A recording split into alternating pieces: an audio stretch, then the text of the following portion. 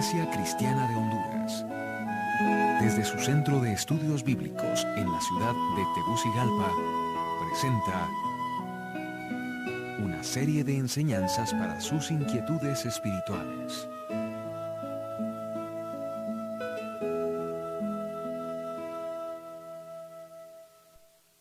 Sean todos y cada uno de ustedes muy, pero muy bienvenidos.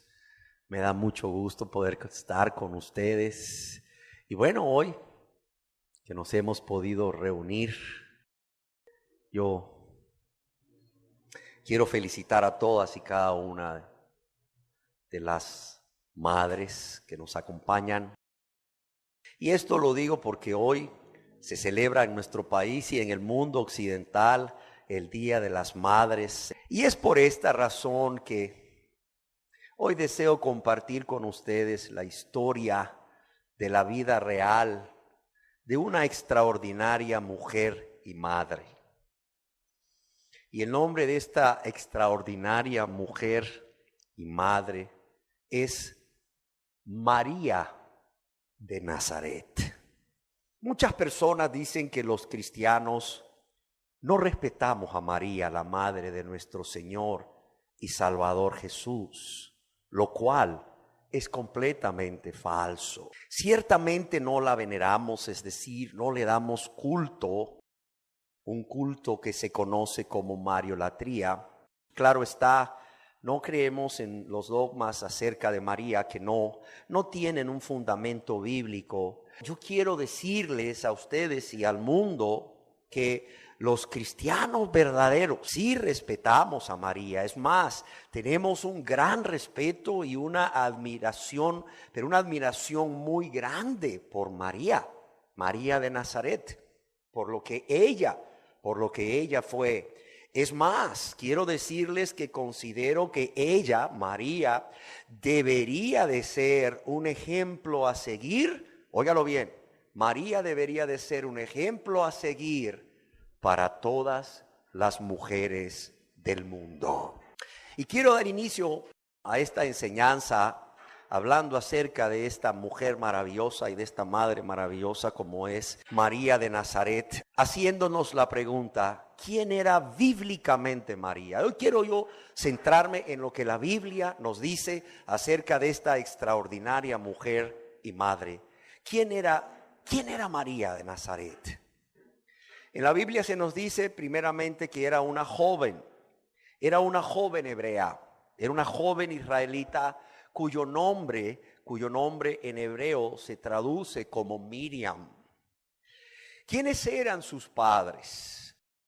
Según la genealogía o el árbol genealógico que se nos da en el Evangelio según San Lucas, el cual muchos comentaristas de la Biblia nos dicen que ese es el árbol genealógico de María.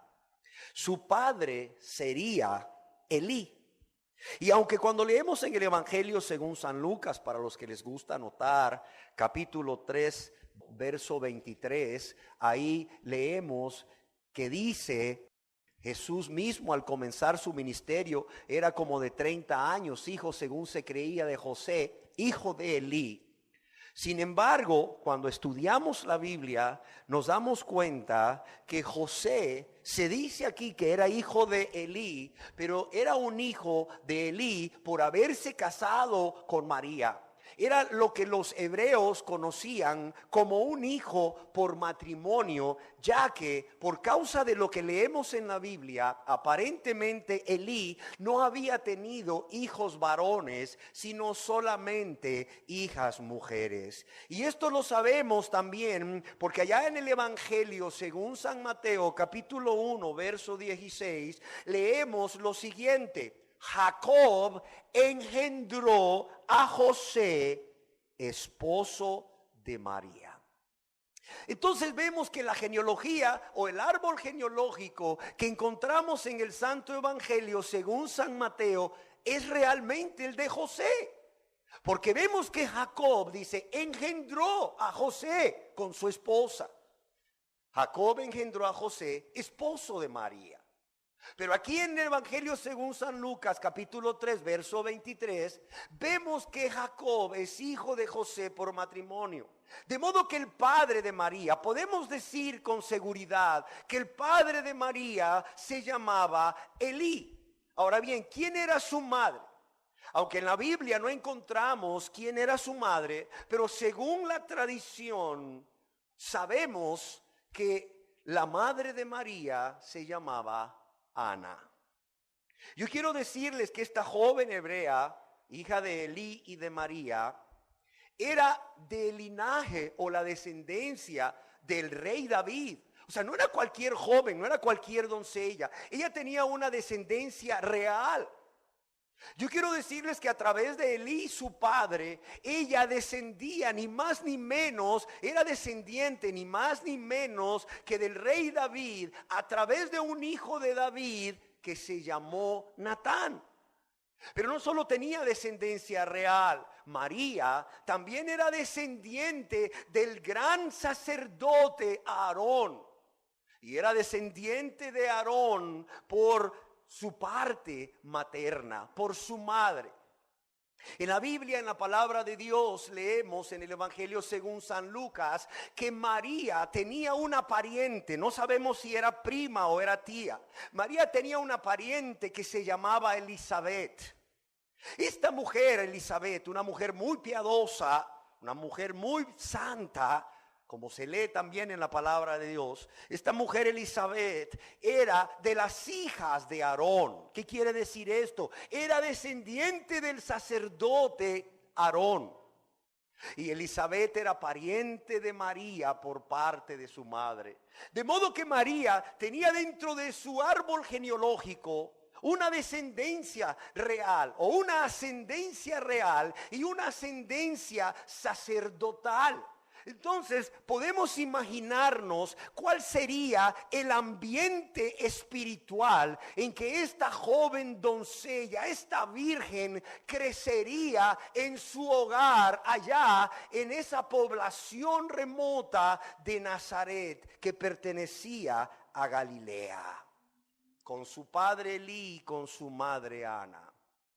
En la Biblia, en la palabra de Dios, vemos que era una joven virgen. Y eso es muy importante, porque según la profecía de Dios, el Mesías nacería de una mujer virgen, no de cualquier mujer. Vemos que era una joven virgen en el Santo Evangelio según San Lucas, capítulo 1, verso 26 y 27. Leemos al respecto de María lo siguiente, dice: al sexto mes, es decir, al sexto mes de estar embarazada, su pariente Elizabeth, de Juan, a quien conoceríamos después como Juan el Bautista, al sexto mes, el ángel Gabriel fue enviado por Dios a una ciudad de Galilea llamada Nazaret. Por eso le llamamos María de Nazaret. ¿A quién? A una virgen. A una virgen desposada con un varón que se llamaba José, de la casa de David. Y el nombre de la virgen se nos da aquí. El nombre de la virgen ¿era cuál? Era María. Yo quiero decirles que María misma nos da testimonio de que ella era una doncella virgen cuando ella responde al ángel Gabriel, cuando él le anuncia que ella va a concebir, ¿verdad? Le dice: ¿cómo será esto? ¿Cómo es que yo voy a concebir? ¿Cómo es que yo voy a quedar encinta? ¿Cómo es que yo voy a quedar embarazada? Dice María al ángel: pues no conozco varón, es decir, no he tenido contacto físico, sexual con ningún varón. Además de esto, era una joven doncella virgen que creció en una población de Galilea llamada Nazaret. Por cierto, una región que se describe por los historiadores como una región que era primeramente apartada. Una región apartada. Algunos dicen que por ahí transitaba una ruta comercial y luego gente había por ahí, gente extraña, gente nueva, había negocios. Pero otros, sin embargo, se atreven a decir que la región donde estaba ubicada esta población de Nazaret era una región pobre, de Galilea.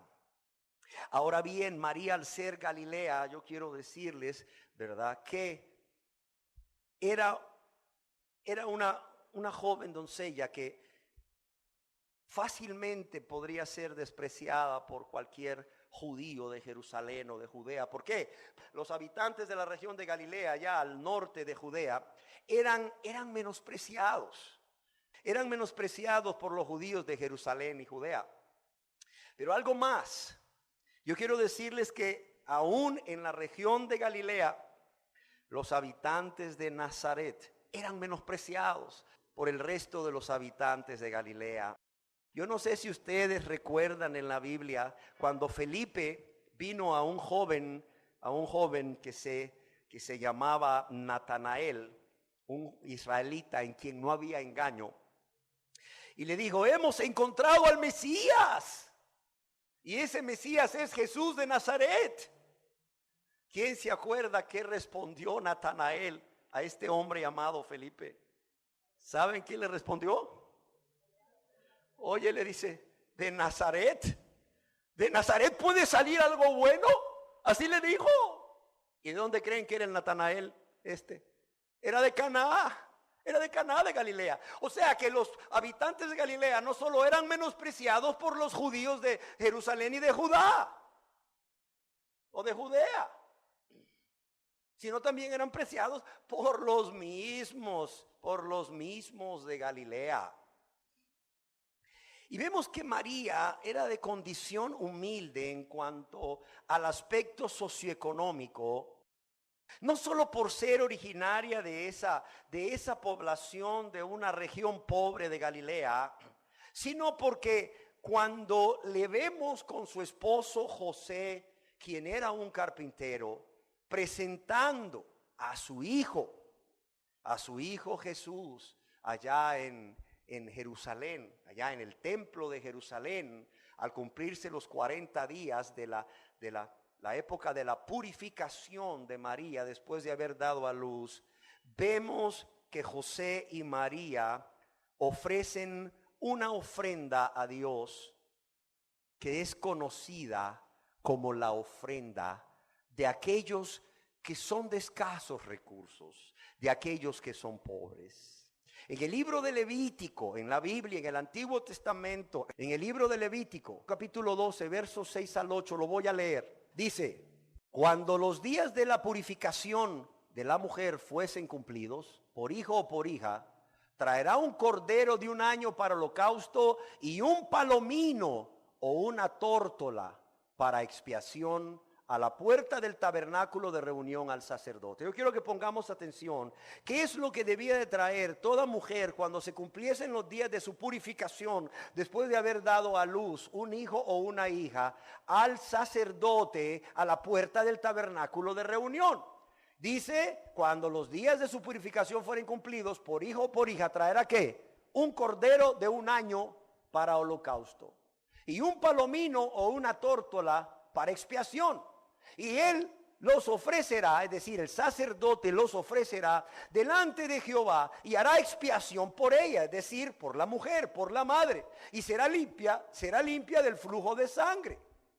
Esto es la ley para la que diere a luz hijo o hija. Pero si no tienen lo suficiente para un cordero, entonces tomará 2 tórtolas o 2 palominos, uno para el holocausto y otro para la expiación. Y el sacerdote hará expiación por ella y será limpia. Y si no tiene lo suficiente para un cordero, tomará entonces ¿qué? 2 tórtolas o ¿qué? O 2 palominos. Tenemos el Evangelio según San Lucas, capítulo 2, verso 22 al 24, por favor. ¿Qué nos dice Dios ahí en el Evangelio según San Lucas, capítulo 2, verso 22 al 24? Y cuando se cumplieron los días de la purificación de ellos, conforme a la ley de Moisés que acabamos de leer en el Levítico, capítulo 12, versos 6 al 8, y cuando se cumplieron los días de la purificación de ellos, conforme a la ley de Moisés, Levítico capítulo 12, versos 6 al 8, le trajeron a Jerusalén para presentarle al Señor. Como está escrito en la ley del Señor, todo varón que abre matriz será llamado, ¿qué? Santo al Señor. Y para ofrecer conforme a lo que se dice en la ley del Señor, ¿qué ofrecieron José y María? Un par de tórtolas o 2 palominos. ¿Quiénes ofrecían tórtolas y palominos? A los que no les ajustaba para el corderito. A los que no les ajustaba para el corderito. Y cuando María es mencionada por primera vez en la Biblia, en los evangelios, específicamente en el evangelio según San Mateo, encontramos que María estaba desposada, se nos dice, con José. ¿Qué es eso de desposada con José? Yo quiero decirles que el desposorio era un acuerdo legal entre un hombre y una mujer, entre una pareja. Y este acuerdo legal duraba 1 año. Y la pareja que se comprometía en desposorio era tratada por todos los demás legalmente como si fuesen esposo y esposa. Por lo tanto, el desposorio en ese entonces tenía la seriedad de un matrimonio. Era como el matrimonio mismo, por lo que solamente este pacto, este acuerdo legal que se conocía como desposorio, solo podía romperse a través de un divorcio. Pero además, durante este tiempo de desposorio, la pareja, aunque eran considerados legalmente como marido y mujer, vivían separados. Vivían separados el uno del otro y no tenían ninguna relación física y menos sexual. A diferencia de los noviazgos de hoy, ¿verdad? Que son una pura tocadera. Increíble. En ese entonces no tenían ninguna relación física y mucho menos sexual. Es más, yo quiero decirles que la infidelidad, el hecho de que una de las personas, el hecho de que uno de los miembros de la pareja cometiese infidelidad, eso se consideraba como adulterio. ¿Y cuál era el castigo? Era igual que para los esposos. El castigo era la muerte por lapidación o apedreamiento. Y así estaba María en esa situación, desposada con José. Además, yo quiero decirles que he hecho énfasis en todo esto. He hecho énfasis en que María de Nazaret era una joven doncella, virgen, que no solamente provenía de una población, de una región pobre de Galilea, no solamente era de Nazaret, es decir, de Galilea, menospreciada seguramente si iba a Jerusalén por los judíos de Jerusalén y Judea, sino que también ella sería como habitante de Nazaret menospreciada por el resto de los habitantes de Galilea, sino que a esta joven doncella fue a quien Dios escogió para ser la madre del Mesías. Qué cosas, ¿verdad? Qué cosas, ¿verdad? Hago énfasis en esto porque aquí podemos ver cómo Dios pesa realmente los corazones. Cómo Dios ve lo interior de cada uno de nosotros más que lo exterior. Cualquiera pensaría que la madre del Mesías hubiese sido una mujer, no lo sé, una mujer de una posición socioeconómica muy alta. ¿Para qué? Para que pudiese darle a ese niño Mesías todas las comodidades que fuera a necesitar. Caray, era el Mesías. Era el Mesías. Tenía que tener todas las comodidades. Tenía que vivir como un príncipe en la tierra, pero para eso había que escoger una mujer de una posición socioeconómica muy alta, de una de las familias de renombre y de una de las familias poderosas de la región. Pero no, Dios escogió a una joven doncella por lo que vio en su corazón. Porque Dios pesa los corazones, dice Él en su palabra. Él pesa los corazones. Engañoso y perverso es el corazón más que todas las cosas. Dice, ¿quién lo conocerá?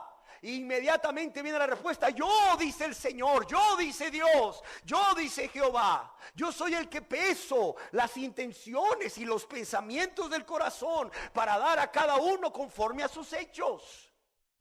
Y ahí tienes a Dios cuando Él considera que ha llegado el tiempo para que el Mesías tan esperado por el pueblo de Israel y por el mundo viniese a la tierra. Ahí tienes a Dios mirando a todas las mujeres de Israel. Ahí tienes a Dios escudriñando el corazón de cada una de las mujeres israelitas, ¿sí o no? Y de repente fija sus ojos en una de ellas, una doncella virgen de Nazaret, desposada con José. Y dice: ella es la elegida, ella es la escogida. ¿Por qué razón? Porque cuando vemos a María en el área espiritual, no podemos dejar de impresionarnos por lo que la Biblia nos dice de María. Créanme, no necesitamos de dogmas. Con lo que la Biblia dice de María como una mujer espiritual, es suficiente. Estudiando la palabra de Dios acerca de cómo era María en lo espiritual, encontré 16 características bíblicas. Quiero decirles que la primera es que esta joven María no solamente por ser descendiente del rey David por parte paterna y por ser descendiente del sacerdote Aarón por parte materna, creció en un hogar donde era un hogar que podríamos llamar piadoso, es decir, donde las personas que ahí vivían, su padre, su madre, sus hermanas, vivían para agradar a Dios. Sino que también podemos ver cómo esa familia de María, además de tener una descendencia real y de sacerdocio, también estaban relacionados con el sacerdocio de allá de Jerusalén, el sacerdocio instaurado por Dios desde los tiempos de Aarón, hermano de Moisés. ¿Por qué razón? Porque ellos tenían, o María tenía, bueno, su familia, pero hablando de María, tenía esa parienta que conocemos como Elizabeth. Y Elizabeth era ni más ni menos la esposa de Zacarías. Y Zacarías era un sacerdote del Dios Altísimo en el templo de Jerusalén, que le tocaba servir por una semana, de acuerdo a su orden o a su clase en el templo de Jerusalén. Y allá en el Evangelio según San Lucas capítulo 1, verso 5, podemos leer juntos en la Biblia, en la palabra de Dios: hubo en los días de Herodes, rey de Judea, dice, un sacerdote llamado ¿cómo? Zacarías, de la clase de Abías, y su mujer era de las hijas ¿de quién? De las hijas de Aarón, y se llamaba ¿cómo? Elizabeth. Qué bonito lo que dice a continuación de los dos. Lo voy a leer porque me gusta. Dice, ambos eran ¿qué? Justos delante de Dios. Y andaban ¿cómo? Irreprensibles en todos los mandamientos y ordenanzas del Señor. Yo quiero que veamos esto. ¿Cómo vivían estos hombres o estas personas? ¿Cómo vivía Zacarías, el cual era sacerdote? Pero también cómo vivía su mujer, que era de las hijas de Aarón, Elizabeth, la pariente de María por parte materna. ¿Sabe cómo eran ellos? Eran justos delante de Dios. Y andaban irreprensibles en todos los mandamientos y ordenanzas del Señor. ¿Saben qué? Menos que eso no se podía esperar de la familia de María. Menos que eso no se podía esperar de la familia de María. Algunos me preguntan, ¿es Santa María? Sí, sí es santa. ¿Por qué? Por esto. Pongámoslo de nuevo. ¿Sabes cómo se le llama a una persona que vive una vida justa delante del Señor? ¿Sabes cómo se le llama a una persona que vive una vida justa delante de Dios y que anda irreprensible en todos sus mandamientos y ordenanzas del Señor, se le llama un santo. ¿Era santo Zacarías? Sí, sí era santo. ¿Era santa Elizabeth? Sí, sí era santa. Por la descripción que Dios mismo nos hace de ellos. Y si María era una persona que vivía de la misma manera, ¿era santa? Pues claro que era santa. Y si alguien hoy en día vive de la misma manera, yo pregunto, ¿es santo? Sí, sí es santo. ¿Una mujer vive de la misma manera? ¿Es santa? Sí, sí es santa. Claro que es santa. Amén. Entonces, qué importante es ver que la primera característica de la vida espiritual de María es que ella crece en un hogar, en una familia donde agradar a Dios es lo más importante. Agradar a Dios viviendo una vida justa delante de Dios. Una vida donde el deseo de sus habitantes es andar irreprensiblemente en todos los mandamientos y en ordenanzas de Dios es lo más importante. Y no solo eso, vemos cómo ella tenía esa relación muy importante a través de su pariente Elizabeth con el sacerdocio a través de Zacarías. Pero además, ¿qué otra característica bíblica vemos? Una segunda característica, que María era una mujer que valoraba, pero no solo valoraba, también apreciaba la palabra de Dios. Por eso era una mujer conocedora de la palabra de Dios. Óigalo bien, era una mujer conocedora de la palabra de Dios. Ella conocía la palabra de Dios. Lo cual era muy extraño o muy poco común en las mujeres de la época. Yo quiero decirles que allá en Nazaret, lejos de Jerusalén, el centro religioso donde los judíos, líderes religiosos, habían mezclado la palabra de Dios con las tradiciones que no eran otra cosa más que mandamientos de hombres, y a los que por cierto daban mayor importancia que a la misma palabra de Dios. María, allá aislada en Nazaret, lejos de Jerusalén, María y muchos de los otros habitantes de Nazaret crecían siendo instruidos principalmente en la palabra de Dios. Quizás usted diga, a ver. ¿De dónde saca usted que María era una mujer que valoraba, que apreciaba la palabra de Dios y que tenía, su mente y su corazón saturados de la palabra de Dios, que era una mujer conocedora de la palabra de Dios? Allá en la Biblia, en el Evangelio según San Lucas, aquí en el capítulo 1, encontramos lo que se conoce como el canto de María, el salmo de alabanza de María a Dios. Otros lo conocen como el Magnificat. Para aquellos que les gusta anotar, lo pueden encontrar en el Evangelio según San Lucas, capítulo 1, verso del 46 al 55. Y cuando se lee el Magnificat o el canto de María o ese salmo de alabanza a Dios de María, podemos darnos cuenta a la luz del resto de las escrituras, a la luz del resto de la Biblia, cómo la mente y el corazón de María estaban saturados con la palabra de Dios. Yo quiero decirte que esto es algo que salió del corazón de María.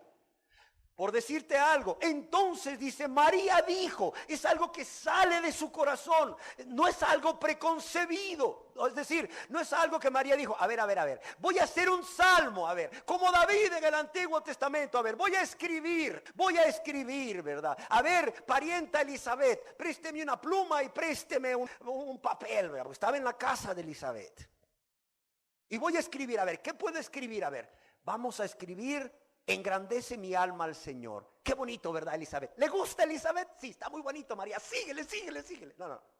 Mire, esto es algo que nace espontáneamente del corazón de María. Y esta mujer dice: engrandece mi alma al Señor y mi espíritu se regocija en Dios mi Salvador, porque ha mirado la bajeza de su sierva. Pues he aquí, desde ahora me dirán bienaventurada todas las generaciones, porque me ha hecho grandes cosas el poderoso. Santo es su nombre y su misericordia de generación en generación a los que le temen. Hizo proezas con su brazo, esparció a los soberbios en el pensamiento de sus corazones, quitó de los tronos a los poderosos y exaltó a los humildes. A los hambrientos colmó de bienes y a los ricos envió vacíos. Socorrió a Israel su siervo, acordándose de la misericordia de la cual habló a nuestros padres, para con Abraham y su descendencia para siempre. Cuando tomamos verso por verso lo que María dice en este salmo y lo comparamos con el resto del Antiguo Testamento, encontramos que en este cántico de alabanza de María o el Magnificat hay frases de las oraciones de gratitud a Dios de Ana, la madre del profeta Samuel, ¿se acuerdan? Pero no solo eso, encontramos que María hace referencia a los salmos, hace referencia por lo menos a 7 salmos. Pero no solo eso, encontramos que en este cántico de alabanza María cita frases de los profetas, del profeta Isaías, del profeta Malaquías y del profeta Miqueas. ¿Por qué razón? Porque María conocía la palabra de Dios. Imagínate, hay personas que les dices, bueno, ahora vamos a buscar el libro del profeta Isaías, y tú los ves buscando en el Nuevo Testamento. Isaías, ¿dónde está Isaías? Pues está en el Antiguo Testamento, es uno de los profetas mayores.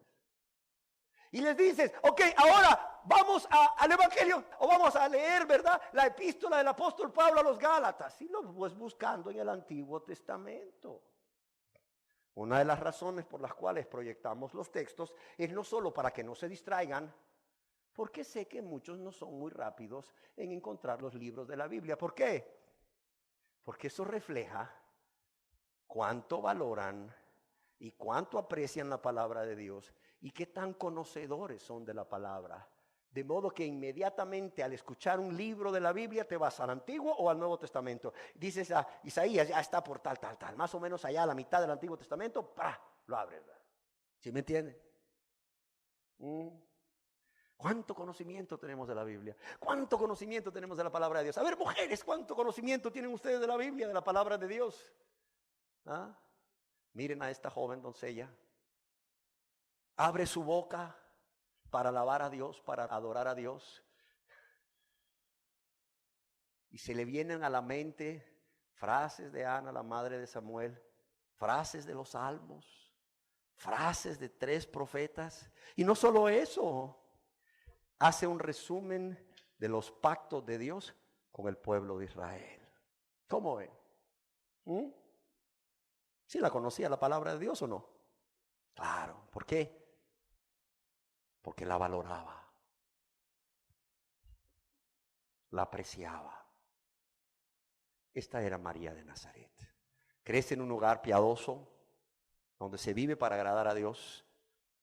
Segundo, era una mujer que ella en lo personal valoraba y apreciaba la palabra de Dios. Por eso era conocedora de la palabra de Dios. Tercer característica. Quiero decirles que aunque en ese entonces eran los padres quienes escogían los esposos y las esposas, lo cual estoy seguro que a muchos jóvenes de aquí no les gustaría eso, ¿verdad? En aquel entonces los jóvenes y las jóvenes no escogían, eran los padres. Llegaba un joven y le decía a su papá, papá, me gusta Sarita, la hija de don Salomón. A ver, ¿cuál? Hijo, sí está bonita, pero me gusta más para ti Esther, la hija, ¿verdad? La hija de don Abraham. Ay, papá, pero es que a mí me gusta Sarita y a mí me gusta Esther. No se hable más. Es Esther tu esposa, hijo. Y por cierto, para que no te andes haciendo ilusiones, mañana mismo vamos a hablar con don Abraham, el papá de Esther, para ya firmar un documento legal. ¿Cómo ven, varones? Recuerdo el caso cuando hablaba yo con un amado hermano en Cristo y le decía yo, oye, ¿sabes qué? Me gusta tu hijo para mi hija. Así bromeando, ¿verdad? Y entonces estaba ahí la esposa y lo voltea a ver y dice, estos patriarcas, dice. Y bueno, nos volvió a la realidad inmediatamente. Y bueno, pues sí, me gustaba su hijo para mi hija, pero no soy patriarca, ¿verdad? Ni puedo decidir. Pero en aquel entonces, déjenme decirles que los padres eran quienes escogían los esposos y las esposas. Pero a pesar de esto, es importante notar que María estaba desposada con José. Y a este joven José se le describe en la Biblia, para los que les gusta anotar, Evangelio según San Mateo capítulo 1, verso 19. Se le describe en la Biblia como un hombre justo. Leámoslo. En el Santo Evangelio según San Mateo capítulo 1, verso 19 dice, José dice, su marido, ¿cómo era qué?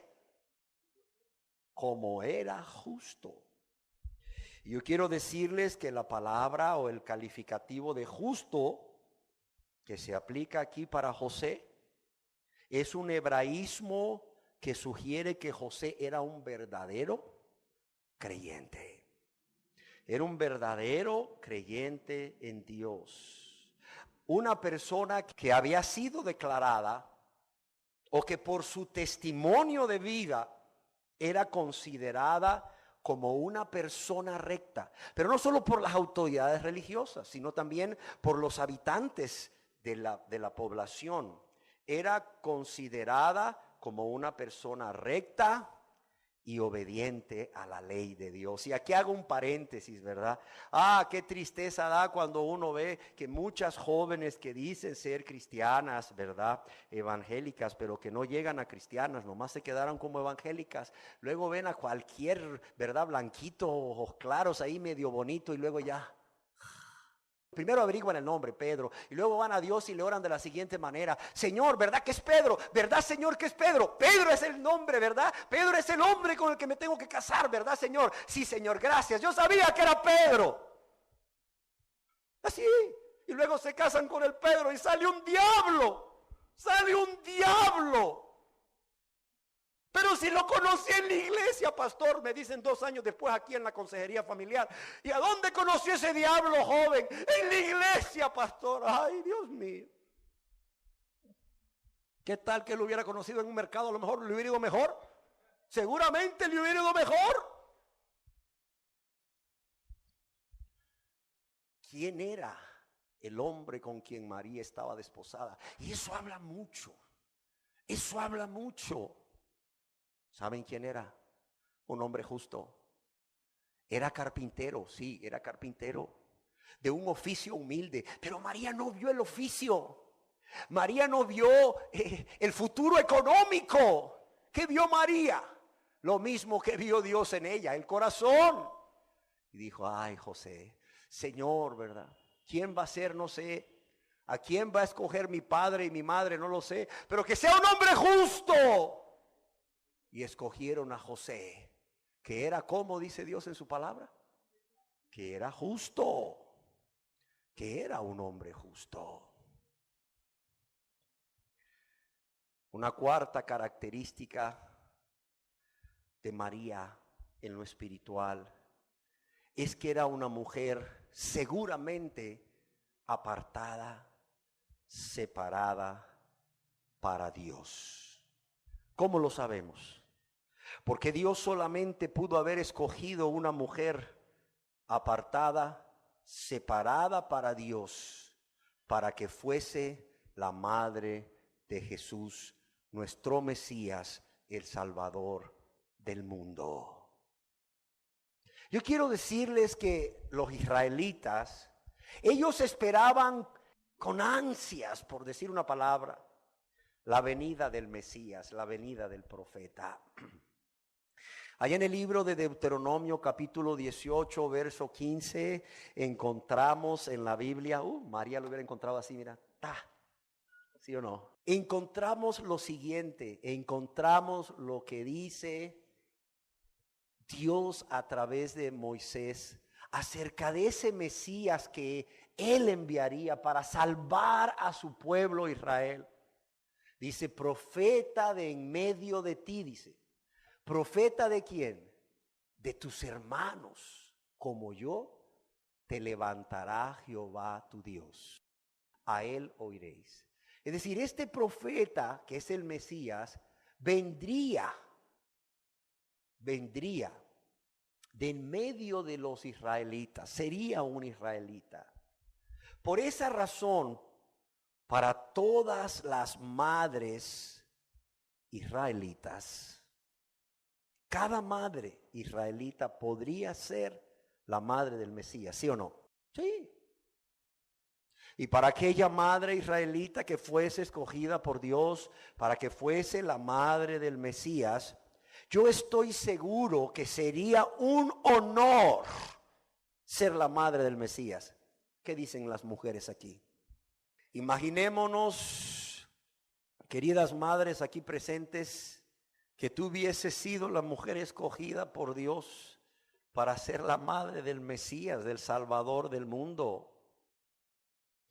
Pero cuidado, siendo que esa mujer, esa madre sería la madre del Mesías, un ser santo, santo, santo, también esta mujer debería ser como santa, santa, santa. Debería de ser una mujer piadosa, es decir, que le agradase hacer todo aquello que era agradable a Dios y lo hiciese. No solo que tuviera el deseo o la intención, sino que lo hiciese. Debería de ser una mujer con, no solo ella consagrada, sino viviendo una vida consagrada, dedicada a Dios. Una mujer justa, una mujer recta ante Dios. Apartada de la práctica del pecado, santa. Apartada de la práctica del pecado y del mundo para Dios. Y cuando Dios escoge a una mujer, todos aquí sabemos a quién escogió. Y la escogió por lo que vio en su corazón, no por realmente quién era o de dónde era o qué posición socioeconómica tenía. Una quinta característica bíblica de cómo era María en lo espiritual. Podemos decir que María era una adoradora, es decir, una mujer que le gustaba exaltar a Dios. Una mujer que le gustaba exaltar a Dios, es decir, darle gloria y darle gracias. ¿Por qué? Porque Dios siempre estaba presente en su mente, en todo momento, en toda circunstancia. Era una mujer que no decía, ¡ay, qué buena suerte tengo! Como mucha gente, nada. Era una mujer que miraba a Dios detrás de cada situación en su vida. Miraba a Dios obrando y decía, esto que me pasó es obra de Dios. Gracias, Dios. Gloria a ti, Señor. ¿Sí me entiende? Era una mujer que tenía una vida de adoración, una vida donde acostumbraba a exaltar a Dios, a honrar a Dios, a ver a Dios en medio de todo.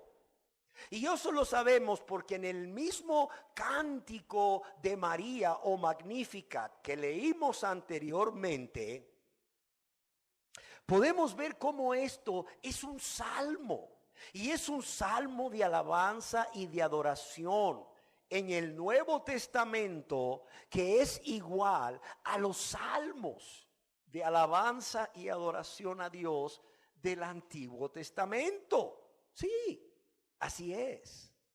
Vemos cuando leímos el Magnificat cómo aquí María alaba la grandeza de Dios, cómo María alaba su gloria, cómo María alaba su gran poder. Pero también como María alaba su fidelidad a través de las generaciones.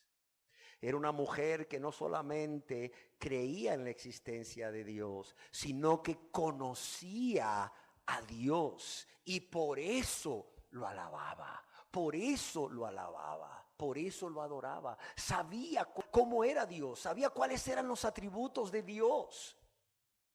Porque ella tenía una relación personal con ese Dios. Es como cuando una esposa, ¿verdad?, ve venir a su marido y le dice, ¿qué te pasa, viejo? No, nada. A algo le pasa. ¿Cómo lo sabe? Porque tiene tiempo de convivir con él cercanamente y lo conoce como la palma de su mano. ¿Sí o no, mujeres? A ver. Oigan, varones, ya, desengáñense. No las van a engañar, no las van a engañar. No, se las pescan al vuelo, ¿sí o no? Así María conocía cómo era su Dios. No solo porque creía en Él, sino porque tenía una relación estrecha con Él. Además de todo lo que había leído de Él en la palabra. Por eso María era una adoradora, por eso podía adorarle. Por eso María podía exaltar su grandeza, su gloria, su poder y su fidelidad a través de generaciones. Amén. Pero eso solo se puede hacer cuando tienes una vida de adoración. ¿Sí me entiende? No sé si has visto alguna vez a alguien que realmente se dedica a cantar. Y de repente llega a un lugar, ¿verdad? Y hay varios amigos. Y le dice, hola, ¿cómo estás? A ver, cántate una. Y es que él viene y agarra la guitarra y hace prum, para afinar, ver cómo está afinada. Prum, prum, prum, prum, está bien. Y pum, se la canta. ¿Por qué se la canta? Porque es lo que hace todos los días. Cantar, practicar. Pero me dicen a mí, aquí está esta guitarra, pastor, tóquese una alabanza, pastor, tóquenos un corito. Y yo empiezo a decir, ay Dios mío, ¿dónde están los hermanos que tocan la guitarra en la alabanza? ¿Por qué? Porque primeramente yo no ejecuto el instrumento, sí le canto,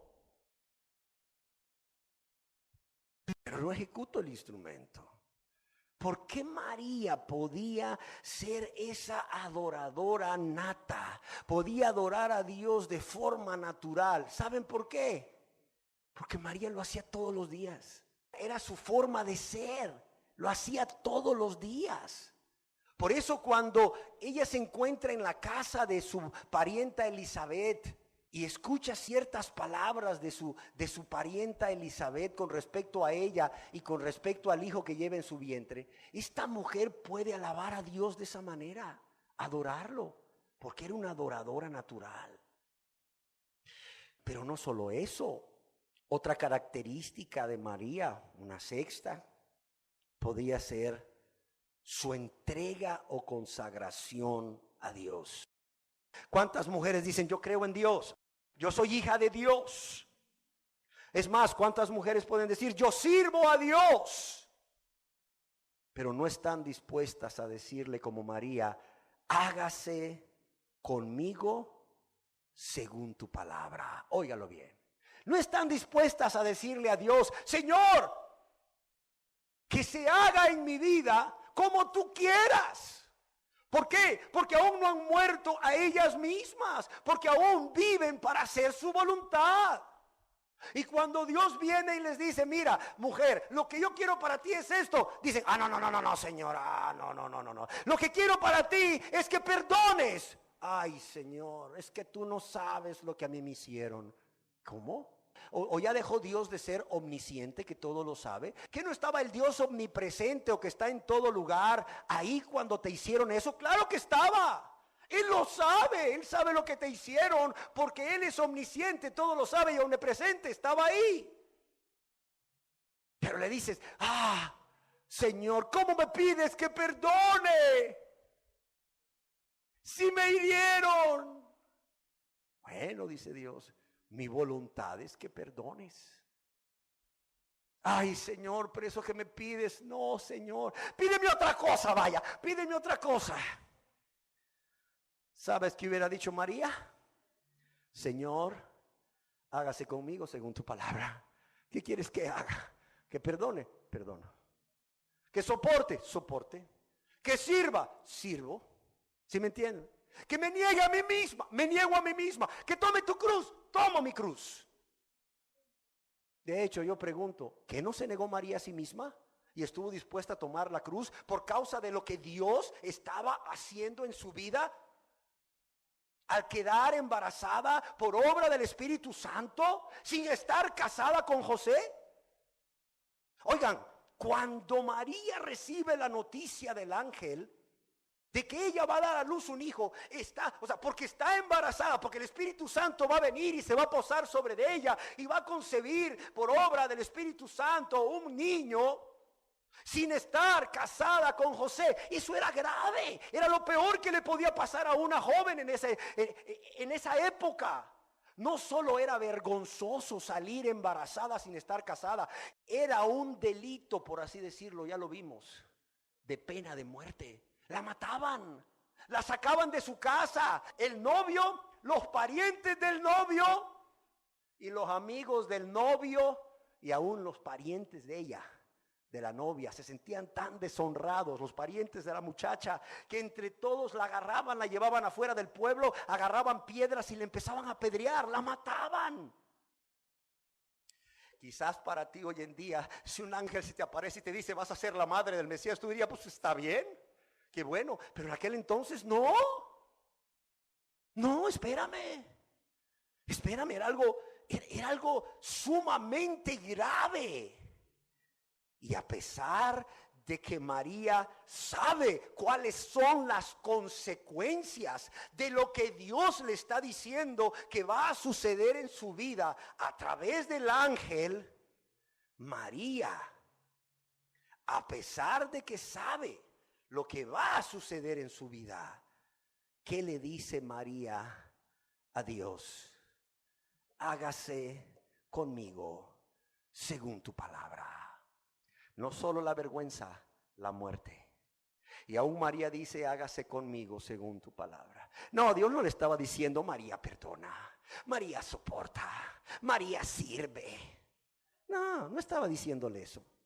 Le estaba diciendo, María, vas a pasar una vergüenza y te pueden hasta matar, María. Oye bien lo que te digo, te pueden hasta matar, María. Pero María dice, no importa Dios. Yo estoy aquí para hacer tu voluntad. Oye, qué precioso eso. A ver, piénselo. Señor, no importa. Yo estoy aquí ¿para qué? Para hacer ¿qué? Tu voluntad. Yo estoy aquí para hacer tu voluntad. Claro que ella pudo haber sido acusada de adulterio, una ofensa que se castigaba con muerte. Sí. Alguien escribió lo siguiente: el sentido común sugiere que María debe haber anticipado todas estas dificultades en el momento en que el ángel le dijo que concebiría a un hijo.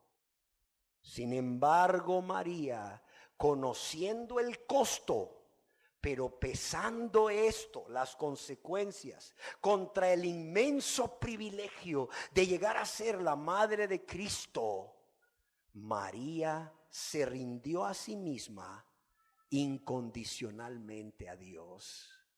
Oiga, dice la gente, es que no me puedo convertir a Dios. Muchas jóvenes dicen, ay, es que el mundo es tan divertido, no me puedo convertir a Dios.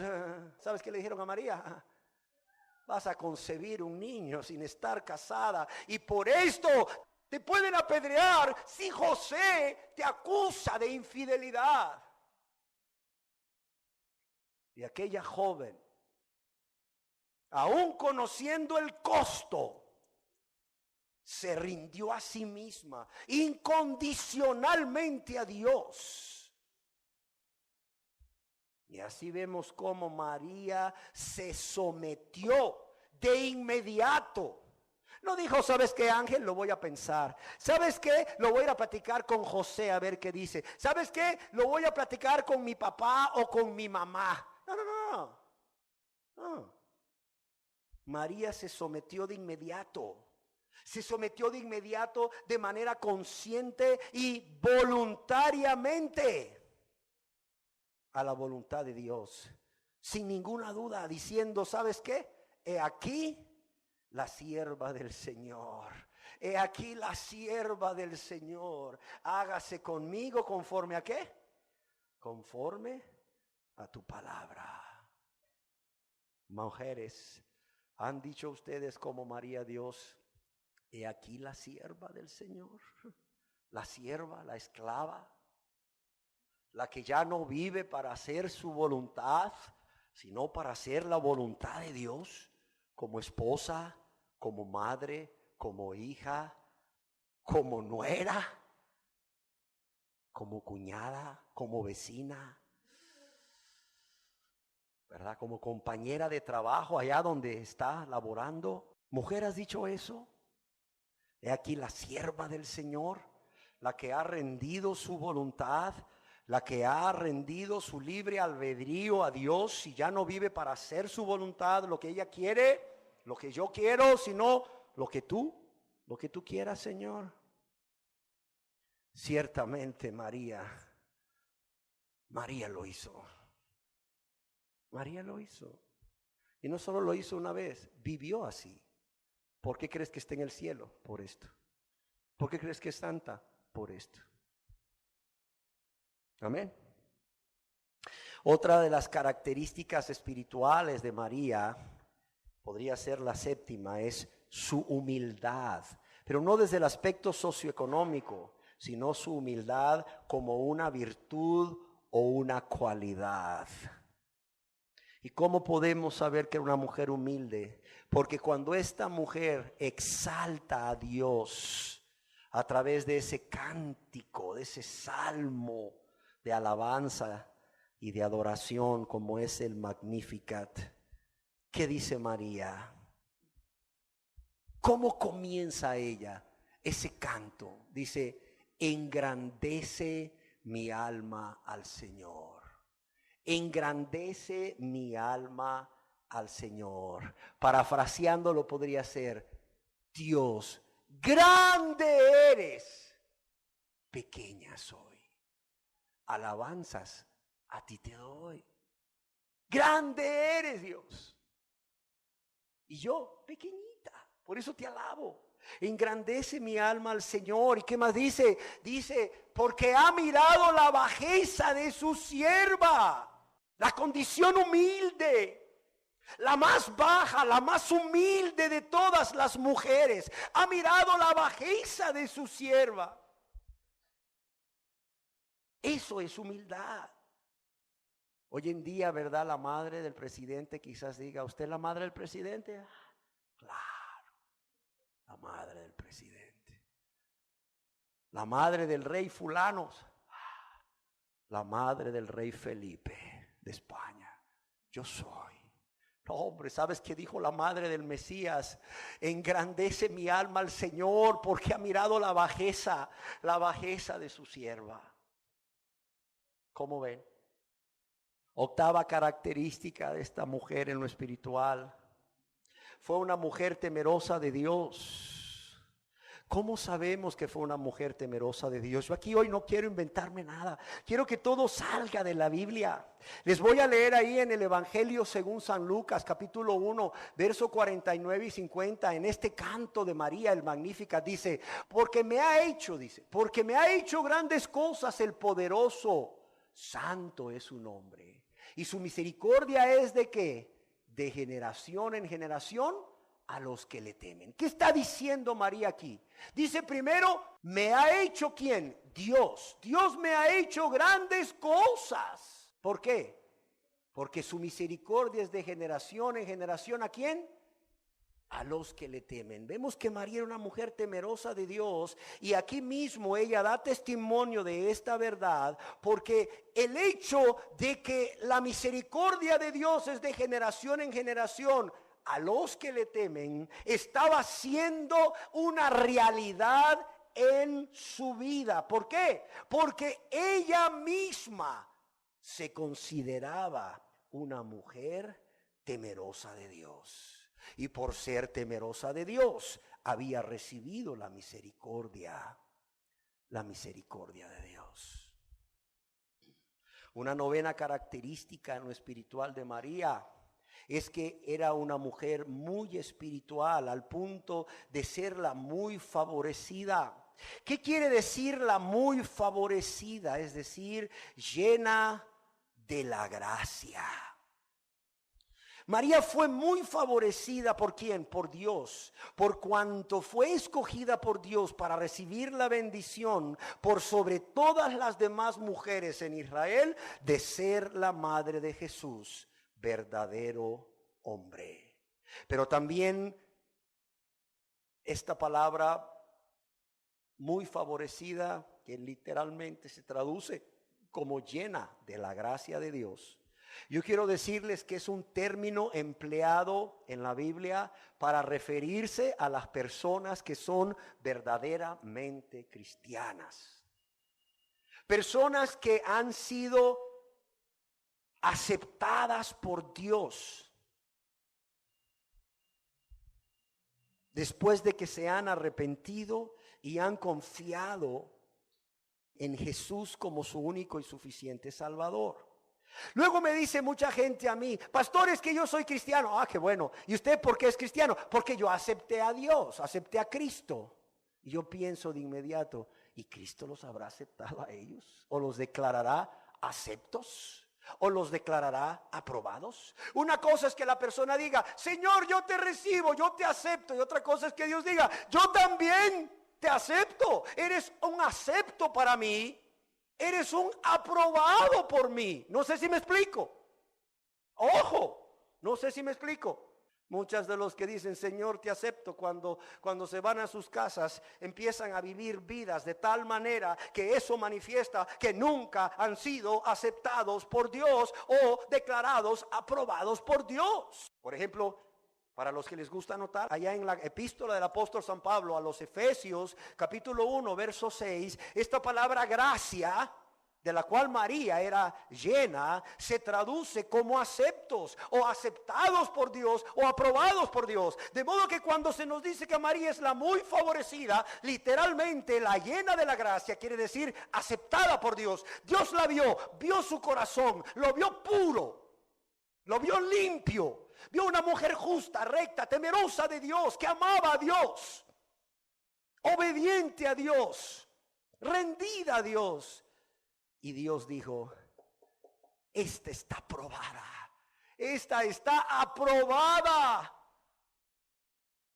¿Sí me entienden? Pero también podemos ver otras características espirituales en María. La décima, por ejemplo, María era una mujer de fe.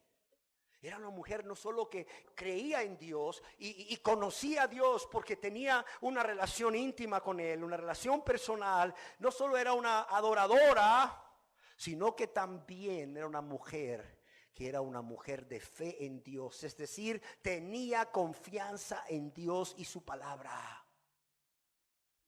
Tenía confianza en Dios y sus planes para la salvación del mundo.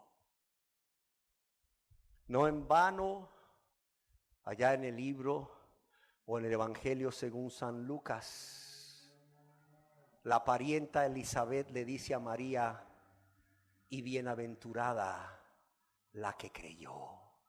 Bienaventurada, inmensamente feliz, felicísima.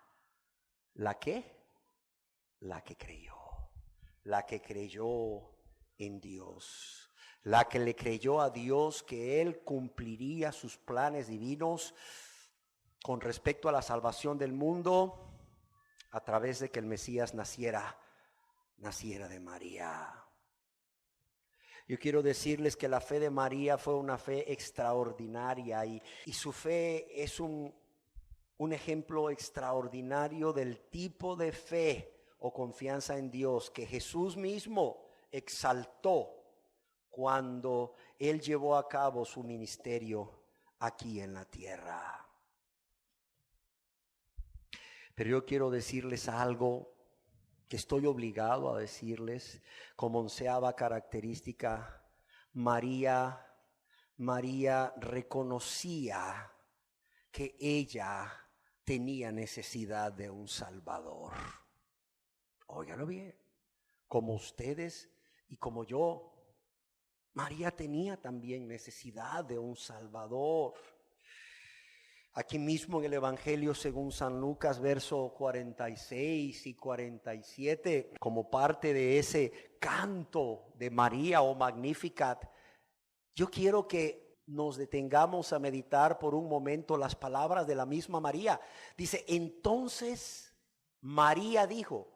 No dice entonces Luis Peralta dijo de María, no. Dice entonces, ¿quién dijo? María. Entonces María dijo: engrandece mi alma ¿a quién? Al Señor. Y mi espíritu se regocija ¿en quién? En Dios mi Salvador. Y mi espíritu se regocija en Dios mi Salvador. Cuando María se refirió a Dios como su Salvador, estaba indicando primeramente que reconocía su propia necesidad de un Salvador. reconocía su propia necesidad de un Salvador. Y en el contexto bíblico esto solo puede referirse a salvación del pecado. Pero también María conocía al Dios verdadero como su Salvador. Ella sabía de dónde vendría su salvación. Amén. Ella sabía que su salvación no era haciendo obras. Ella sabía que su salvación no era repitiendo oraciones. Ella sabía que su salvación vendría de poner toda su confianza en Dios. En Dios como su único Salvador. Amén. ¿Qué más podemos decir espiritualmente de esta gran mujer y madre, María de Nazaret? Que como una mujer espiritual y santa, 12ª característica, María buscaba la compañía de otras personas que también eran justas, eran piadosas, es decir, les gustaba vivir para agradar a Dios en todo.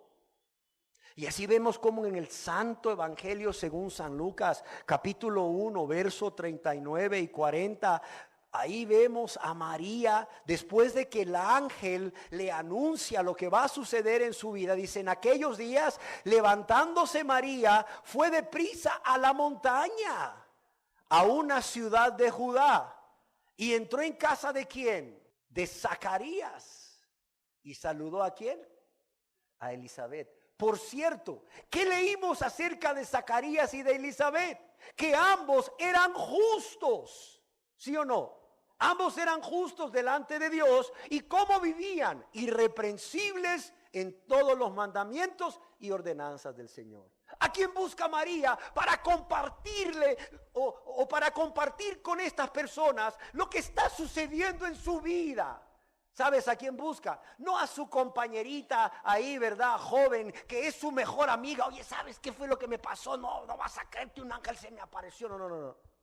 María, una mujer espiritual, va a buscar personas espirituales, a tener contacto, comunión, koinonía, con personas también espirituales. Va a buscar a su parienta Elizabeth, que por cierto, siendo estéril, estaba embarazada de su primer hijo, siendo ya, como diríamos nosotros, de la tercera edad.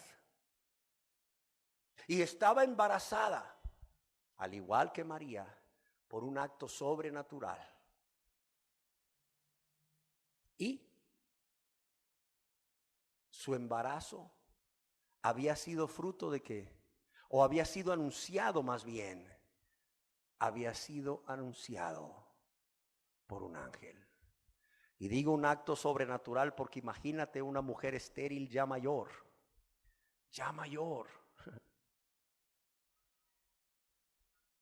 El ángel le dijo, Zacarías, no temas. Tu oración ha sido oída y tu mujer Elizabeth te dará a luz un hijo y llamarás su nombre Juan.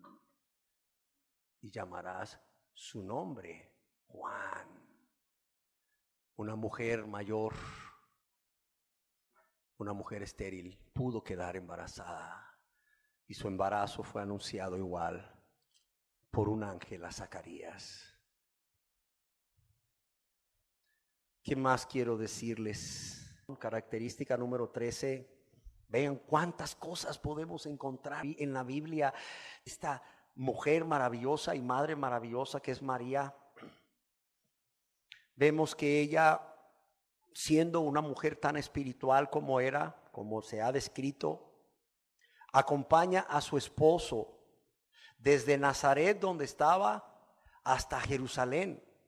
Cada vez que su esposo va a cumplir con la ley de Dios de asistir hasta Jerusalén en las 3 fiestas nacionales al año, en donde todo el pueblo de Israel debería de reunirse en Jerusalén. Y ahí tienes esta mujer recorriendo junto con su marido casi 3 días de camino, zonas montañosas, zonas desérticas, mucho calor. acompañando a su esposo José a estas fiestas religiosas nacionales, allá hasta Jerusalén, al templo para adorar a Dios. ¿Y cuál es el mérito de esto? ¿Saben cuál es el mérito de esto? Que las mujeres no estaban obligadas a ir.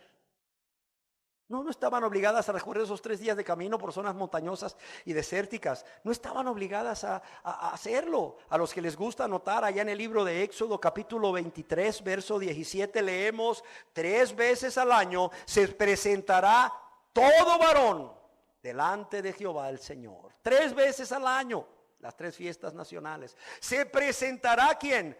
Todo varón, no dice mujer, delante de Jehová el Señor. Pero ahí tienes a María acompañando a su esposo. Claro, no podía ser menos esta mujer espiritual. Una 14ª característica es que, como mujer de fe que fue, o como mujer de fe que ya describimos anteriormente a María, y reconociendo que necesitaba un Salvador, María no solo creyó en Jesús como el Mesías, el Salvador, sino que también María creyó en su Hijo Jesús como su Salvador. Y de hecho, cuando encontramos a los discípulos reunidos allá en el aposento alto, en el libro de los Hechos, capítulo 1, verso 12 al 14, también se nos dice que María estaba con los discípulos. Dice: entonces volvieron a Jerusalén, hablando de los discípulos de Jesús, desde el monte que se llama del Olivar, el cual está cerca de Jerusalén, camino de un día de reposo. Y entrados subieron al aposento alto donde moraban Pedro y Jacobo, Juan, Andrés, Felipe, Tomás, Bartolomé, Mateo, Jacobo, hijo de Alfeo, Simón el celote y Judas, hermano de Jacobo. Dice: todos estos, fíjate bien, todos estos perseveraban unánimes. ¿En qué? En oración y ruego. ¿Con quién? Con las mujeres. ¿Y con quién más? Y con María, la madre de Jesús, y con sus hermanos. Y con María, la madre de Jesús. Vemos a María como una cristiana junto con los demás cristianos, y esa es otra característica de María como una mujer espiritual. Ella también vino a ser una discípula de su Hijo. No solo creía en Él como el Mesías, lo hizo su Mesías, su Salvador, pero también le siguió como su discípula. Pero también, como otra característica, la vemos como una mujer de oración y ruego. Ahí en el libro de los Hechos, capítulo 1, verso 14, ¿qué se nos dice? Que todas estas personas que estaban ahí, ¿estaban haciendo qué? Estaban orando. Todos perseveraban, dice, unánimes. Es decir, lo hacían constantemente y de manera unánime. ¿En qué? En oración y ruego. ¿Con quién? Perseveraban unánimes, en el mismo espíritu, en el mismo sentir, con las mujeres. ¿Y con quién? Con María, la madre de Jesús. Era una mujer de oración. ¿Y usted, señora, cuánto tiempo ora? Ay, usted, 5 minutos, pastor. Ay, pastor, es que usted no sabe todo lo que tengo que hacer. Ay, ¿usted cree que María no tenía que hacer? Perseveraban unánimes, dice, en oración y ¿qué? Y ruego. Y ahí estaba en medio de los que perseveraban unánimes María, la madre de Jesús. Conste que no dice la madre de Dios, ¿verdad? ¿Cómo dice ahí en la Biblia? La madre de Jesús, verdadero hombre, por cierto. No dice la madre de Dios, dice la madre de Jesús. Y usted lo acaba de leer en la Biblia. La última característica es María, una mujer que creyó en su Hijo como el Salvador, que lo hizo su Salvador personal, pero que también dirigió a las personas, no a ella. No dijo venid a mí, sino que dijo vayan a Él. ¿Qué dijo? Haced ¿qué? Haced todo lo que Él os diga o os dijere. Qué precioso, ¿verdad? En ningún momento vemos a esta mujer espiritual atrayendo a las personas hacia ella. No, no, no, al contrario. Las está llevando ¿hacia quién? Hacia su Hijo. Las está llevando hacia su Hijo. Haced todo lo que Él os dijere. Claro. Imagínate cada madre aquí diciéndole a sus hijos, a ver, no. Hagan todo lo que Jesús dice. Hagan todo lo que Jesús dice. Hagan todo lo que Jesús dice. Y esta es María, esta gran mujer, muy espiritual, por cierto. Pero bueno, ya para terminar, ¿qué de María como madre? María como madre de Jesús, el Mesías de Jesús, verdadero hombre. María la madre, y vemos que aunque Jesús fue un hijo no planeado, y los médicos que están aquí lo saben, ¿verdad? Describen la historia clínica ahí. Hijo planeado, hijo deseado, ¿verdad? Aceptado o no. Aunque realmente no fue un hijo planeado con José, María y José no se sentaron, ¿verdad? Porque ni siquiera estaban casados.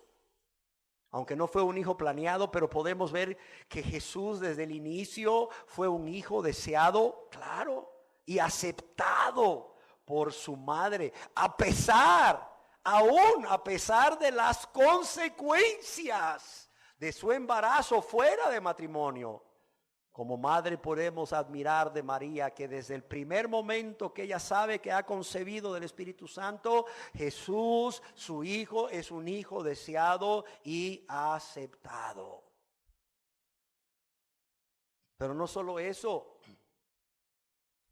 podemos ver a María como la madre instruyendo a Jesús. En el Evangelio según San Lucas, en el capítulo 2, verso 40, se nos dice un poco acerca de la infancia y de la adolescencia de Jesús. Dice, y el niño crecía y se fortalecía, ¿y qué? Y se llenaba ¿de qué? De sabiduría, y la gracia de Dios era sobre él.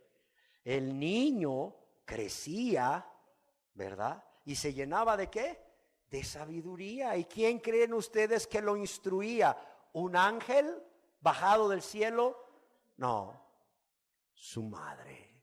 Su madre lo instruía. Es decir, María dedicó mucho tiempo. Es más, podríamos decir que María, sabiendo quién sería su hijo, o cuál sería la misión de su hijo cuando fuese grande, yo estoy seguro que María se dedicó a la educación del niño, cuya misión futura debía de estar continuamente en su mente. Amén. Es más, no solo era una mujer que se dedicaba a instruirlo, sino que también se preocupaba por el bienestar de su hijo. Yo no sé si ustedes recuerdan cuando Jesús vino a cumplir el ritual del Bar Mizpa cuando tenía 12 años y vino con sus padres a Jerusalén. Y no lo encontraban y se regresaron. Cuando iban de regreso, ¿dónde está? No está, vamos de regreso. ¿Se acuerda que lo encontraron en el templo ahí? O sea, discutiendo con los maestros de la ley, a un niño de 12 años. Con los maestros de la ley en el Evangelio según San Lucas, capítulo 2, verso 46 al 48. Ahí podemos leer en la Biblia, en la palabra de Dios, dice, y aconteció que 3 días después lo hallaron en el templo, sentado en medio de los doctores de la ley, oyéndoles y preguntándoles. Y todos los que le oían se maravillaban de su inteligencia y de sus respuestas. Cuando le vieron se sorprendieron y le dijo su madre, hijo, ¿por qué nos has hecho así? He aquí tu padre y yo te hemos buscado con angustia. He aquí tu padre y yo te hemos buscado muy angustiados, se puede traducir. Entonces vemos que además de instruirlo, ella como madre se preocupaba por el bienestar de su hijo. Pero también vemos cómo María, como madre del niño Jesús, ella ejercía autoridad sobre él durante todo su crecimiento y desarrollo. ¿Para qué? Para su edificación. Por cuanto leemos en el Evangelio según San Lucas, capítulo 2, verso 52. Dice, y el niño, dice, crecía en sabiduría, nuevamente, verso 52, ¿verdad? Y en estatura y en gracia para con los hombres. Pero también se nos dice que estaba sujeto. ¿A quién? A sus padres. Es decir, María ejercía una autoridad sobre su hijo. Claro está, una autoridad con amor, una autoridad con respeto, una autoridad con sabiduría y una autoridad para edificación, no para destrucción. Yo no me imagino a María quitándose la sandalia y dándole en la cabeza, ¡bruto! No, para nada, para nada. ¿Cuántas madres hoy no tendrían que llorar por la conducta de sus hijos, por cuanto sus hijos serían hijos piadosos, si hubieran seguido el ejemplo de María de ejercer autoridad sobre su hijo o su hija durante todo su creciimiento y desarrollo, primeramente con amor, segundo con respeto, tercero con autoridad de Dios, no para destrucción, sino para edificación. Y últimamente no podemos evitar ver a María como madre al pie de la cruz. En el Santo Evangelio según San Juan, capítulo 19, verso 25, podemos leer lo siguiente. Evangelio según San Juan, capítulo 19, verso 25, dice, estaban junto a la cruz de Jesús. Estaban junto a la cruz de Jesús su madre y la hermana de su madre, María, mujer de Cleofas, y María Magdalena. Y estaban junto a la cruz de Jesús. Primeramente mencionan a quién, a su madre. Alguien escribió, y esa oscura tarde en que Jesús murió, María, su madre, estaba de pie junto a un grupo de mujeres observando lo que ocurría en medio del dolor y en medio del horror. El mismo escritor nos dice, es probable que María haya tenido siempre la sospecha de que ese día llegaría. Es más, seguramente había oído a Jesús hablar de su propia muerte. Esta era sin duda una de las cosas que ella guardaba y una de las cosas sobre la que ella reflexionaba en ese corazón. Y es de admirar en ese momento de dolor y ese momento de angustia de María, cómo ella permaneció ahí de pie, en medio del dolor, en medio de la angustia, al ver a su hijo sufrir lo que estaba sufriendo, llena de fortaleza primeramente. Y en segundo lugar, callando.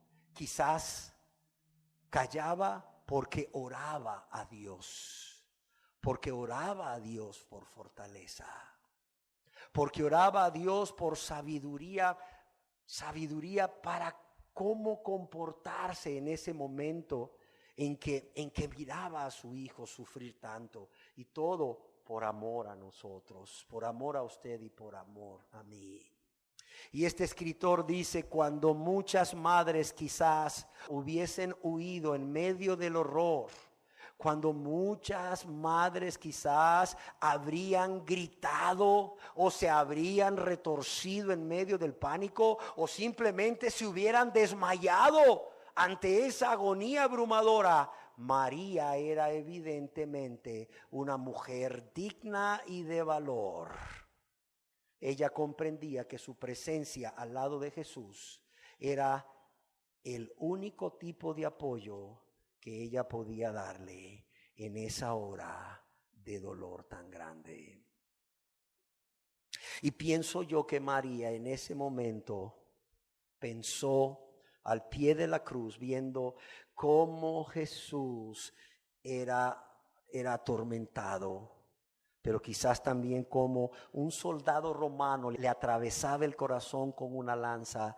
Yo creo que María en ese momento pensó en aquellas palabras dichas por aquel anciano Simeón en el templo de Jerusalén 30 y tantos años atrás, cuando le dijo: y una espada traspasará tu mismo corazón. Esa era María